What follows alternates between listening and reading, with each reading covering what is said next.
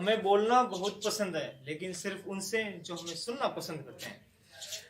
Lorentz transformation unit second में हमने Lorentz transformation संबंधित अनेक टॉपिक पढ़े थे, ठीक है। इसके बाद में हम पढ़ते हैं आज अपेक्षीय ऊर्जा संवेग संबंध, रिलेटिविटी एनर्जी ऑफ मोमेंटम। इसमें हम ऊर्जा और संवेग से संबंधित ही पढ़ा जाएगा।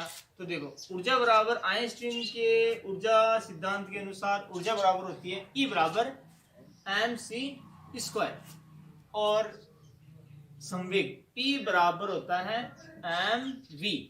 जबकि हमने लॉरेंज ट्रांसफॉर्मेशन में द्रव्यमान, गतिशील कण का द्रव्यमान, जिसमें हम विराम द्रव्यमान में लिखा था m बराबर हमारे पास था m0 equals to root 1 minus v² upon c²। ये गतिशील कण के द्रव्यमान में हमने ये प्रूफ किया था। तो हम इनमें गतिशील कण के द्रव्यमान के सापेक्ष लिखते हैं तो m0 c² और m की जगह आ जाएगा m0 रूट में 1 माइनस v² अपॉन c² हो जाएगा। अब ऐसा का ऐसा इसमें P बराबर m0 v और ये रूट में रह जाएगा 1 माइनस v² अपॉन c²। ये हमारे पास दो इक्वेशन आ गए। अब इन दोनों इक्वेशनों का हम निकालते हैं वर्ग, ताकि रूट हट जाए। तो हम समीकरण नंबर 1 का वर्ग करने पर समीकरण नंबर 1 का वर्ग क्या हो जाएगा, E² बराबर m0 स्क्वायर c²। इक्वेशन इसका रहेगा वर्ग, तो m0 का स्क्वायर c का आ जाएगा 4 और इनका रूट हट जाएगा तो 1 माइनस v² अपॉन c² आ जाएगा। अब हम समीकरण नंबर 2 का वर्ग करते हैं, तो ये रह जाएगा equation p² equals to m0 का स्क्वायर v² और नीचे का रूट हट जाएगा 1 माइनस v² अपॉन c²। ये दोनों इक्वेशन आ गई। इसमें इस इक्वेशन में C4 है और इसमें C है ही नहीं, तो इन दोनों इक्वेशन से समीकरण नंबर ये 3, ये आ गई समीकरण नंबर 4। तो इन दोनों में से हम एक चीज कॉमन लेने के लिए हम इन दोनों समीकरण के दोनों तरफ c² का गुणा करते हैं। तो ये आ गया हमारे पास c² का गुणा। अब दोनों इक्वेशन से समीकरण नंबर 3 से हम 4 को घटाते हैं, क्योंकि हमें अपेक्षित ऊर्जा और संवेग में संबंध निकालना है। दोनों इक्वेशनों को आपस में हम घटाते हैं तो दोनों बायां पक्ष का बायां पक्ष से बायां पक्ष घटेगा, तो E² बराबर E² माइनस P² C² ये आ जाएगा। अब इनका इनमें से घटाएंगे तो m0 का square C4 1 minus v² upon c², और ये माइनस में रह जाएगा m0 का स्क्वायर v² c² और इसमें रह जाएगा 1 माइनस v² अपॉन c²। ये हमारे पास आ गए दोनों तरफ। इन दोनों इक्वेशन में E² minus P² upon c², इन दोनों इक्वेशन में से देखो हमारे पास m0 का स्क्वायर, तो ये आ जाएंगे इनमें कॉमन m0 का स्क्वायर, और यहाँ पे C4 है, यहाँ पे c² है, तो हमने इनका गुणा भी इस c² को कॉमन लेने के लिए किया गया था। तो ये c² इसमें आ जाएगा कॉमन, और दोनों में ये कॉमन आ जाएगा 1 माइनस v² अपॉन c², ये आ जाएगा फिर कॉमन। अब इन दोनों में से m0 का स्क्वायर और C4 है, तो C4 में m² कॉमन आ जाएगा, तो m² c² बच जाएगा। इन दोनों में माइनस ये आ गया कॉमन, तो ऊपर में m0 का स्क्वायर कॉमन आ गया, c² कॉमन आ गया, तो बच जाएगा v²। ये हमारे पास बच जाएगा। अब आगे देखो,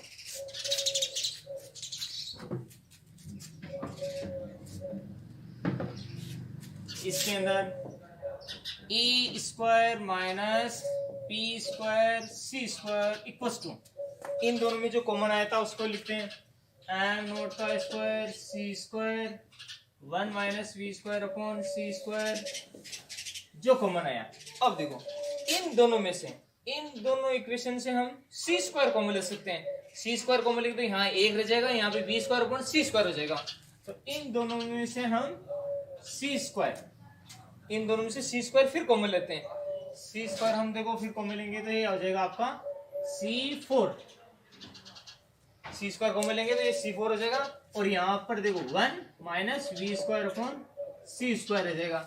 यहाँ पर इन दोनों में से हम सी स्क्वायर को मिलेंगे तो इसमें 1 रह जाएगा और इसमें सी स्क्वायर का भाग लग जाएगा।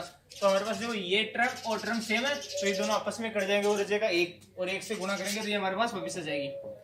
ई square minus P square C square equal to M not का स्क्वायर C4, ये रह जाएगा।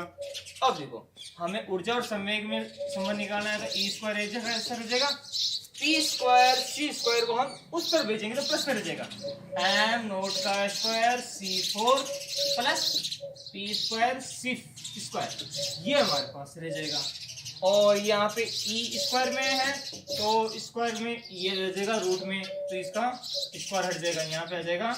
इसको पहले लिखते हैं, p square C square plus m not का स्क्वायर सी स्क्वायर C4, ये हमारे पास ऊर्जा और संवेग के बीच में संबंध आ जाएगा। इस समीकरण को, इक्वेशन हमारे पास थी 4 और मान रखने पर पड़ी 5 और कॉमन लेने पर पड़ी समीकरण नंबर 6। समीकरण नंबर 6 वह आइंस्टीन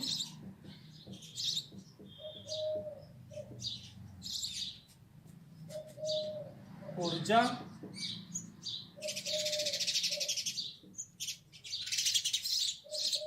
संवेग का सापेक्षीय सिद्धांत है।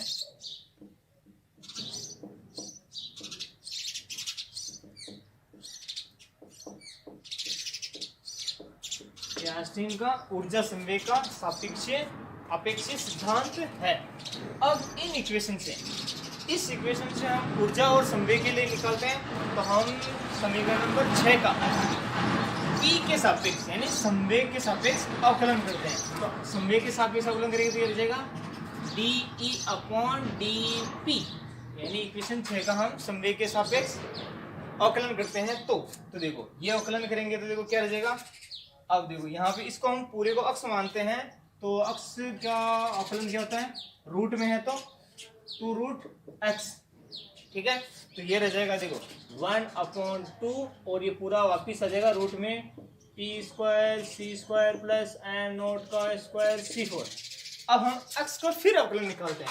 x का निकालेंगे तो देखो इसमें क्या रह जाएगा, हम p के सापेक्ष है तो ये कांस्टेंट है, ये भी कांस्टेंट है, c प्रकाश का वेग कांस्टेंट है, प्रकाश का वेग का कांस्टेंट है, तो इसका अवकलन रह जाएगा 0। इसका निकलेगा, इसका अवकलन निकलेगा तो देखो p स्क्वायर का निकलेगा 2p और सी स्क्वायर कांस्टेंट रह जाएगा।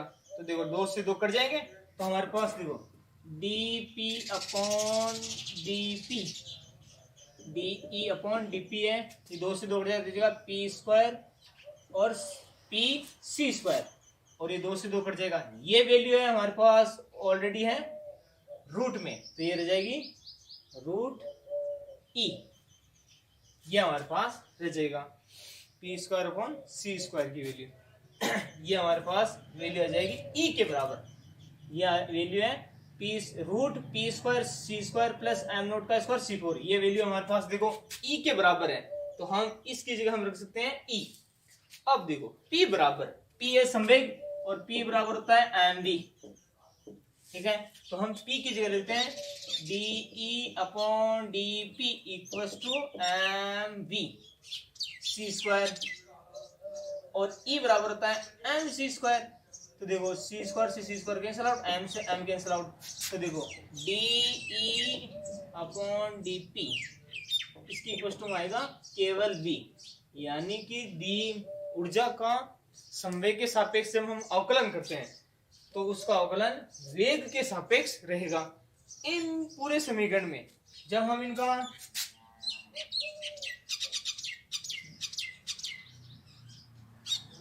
ग्राफ बनाते हैं, चित्र बनाते हैं, तो वो कुछ इस प्रकार रहेगा E P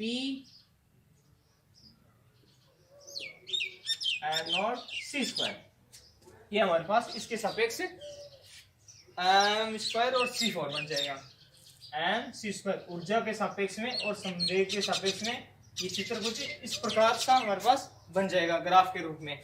अब देखो शुरू से वापस देखो, हमें सापेक्ष की ऊर्जा संवेग में संबंध निकाल रहे हैं। तो ऊर्जा के सापेक्ष में सूत्र होता है E बराबर mc स्क्वायर, और m बराबर किसी गतिशील कण का द्रव्यमान हमारे पास होता है m naught c square root में 1 minus we square upon c square.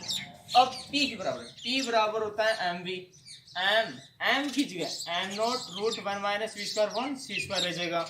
समीकरण नंबर 1 और 2 का हम वर्क करते हैं। तो समीकरण नंबर 1 का देखो वर्क किया गया है, समीकरण नंबर 2 का देखो ये वर्क किया गया है। यहाँ पर हमारे पास C4 था और हमें कॉमन लेने की दोनों तरफ सी स्क्वायर का गुणा कर दिया गया। अब ये हमारे पास इक्वेशन नंबर 3 और 4 है। 3 से हम 4 को 8 सब्ट्रैक्शन करते हैं, घटाते हैं। तो देखो E square minus we square C square को देखो बायां से बायां, लेफ्ट हैंड साइड से लेफ्ट साइड घट जाएगा और राइट हैंड साइड से राइट हैंड साइड। तो देखो इन दोनों को एज इट इज लिख दिया गया। इन दोनों में से एम स्क्वायर सी स्क्वायर कॉमन ले लिया गया, 1 माइनस सी स्क्वायर कॉमन ले लिया गया, और जो बच गया उनमें इसके बाद में इनमें से सी स्क्वायर फिर कॉमन ले गया था, यहाँ पे सी स्क्वायर था, सी स्क्वायर फिर कॉमन ले गया था, C4 हो जाएगा, ये आपस में कट जाएगा। तो हमारे पास इनको 1 से गुणा करेंगे तो ये आएगा पी स्क्वायर सी स्क्वायर, यहाँ पे माइनस में और उस तरफ जाएगा तो प्लस में हो जाएगा, और इनका रूट निकालेंगे तो ये रूट में रह जाएगा। ये रूट इन दोनों का वर्गमूल लेंगे यानी रूट करेंगे तो रूट में रहेगा, तो रूट से ई बाहर निकल जाएगा। यह अपेक्षित संवेग सिद्धांत कहलाता है हमारे पास। ये ऊर्जा ये ई बराबर रूट पी स्क्वायर सी square plus m naught square सी स्क्वायर, ये आपको आगे ध्यान में रखनी पड़ेगी, आगे काम में आएगी। अब हम ऊर्जा यानी समीकरण नंबर 6 का संवेग के सापेक्ष अवकलन निकालते हैं। तो D E upon D P. अब देखो इसका रूट एक्स के रूप में मानते हैं, तो रूट एक्स का होता है 1/2 रूट एक्स निकाल दिया तो 1/2 रूट एक्स। अब हम एक्स का अवकलन निकालते हैं, तो ये तो रह जाएगी पूरी वैल्यू कांस्टेंट, इसमें पी स्क्वायर का हो जाएगा 2p, सी स्क्वायर वैसे कांस्टेंट है। अब सी स्क्वायर फिर निकालेंगे तो आगे 0 रह जाएगा, प्लस में 0 में, तो देखो 2 से 2 कट जाएगा, पी सी स्क्वायर रहेगा, और इसकी वैल्यू हमारे पास होती है ई के बराबर, ई बराबर एम सी स्क्वायर होता है और P का होता है mv, तो ये आपस में कट जाएगा। अब d अपॉन डी पी यानी ऊर्जा का संवेग के सापेक्ष अवकलन v के बराबर होता है। अब आप इस वीडियो को थोड़ा ध्यान से देखो, आपको ये वीडियो आसानी से समझ में आ जाएगा। हम आशा करते हैं आपको ये वीडियो याद भी रह जाएगा। जय हिंद।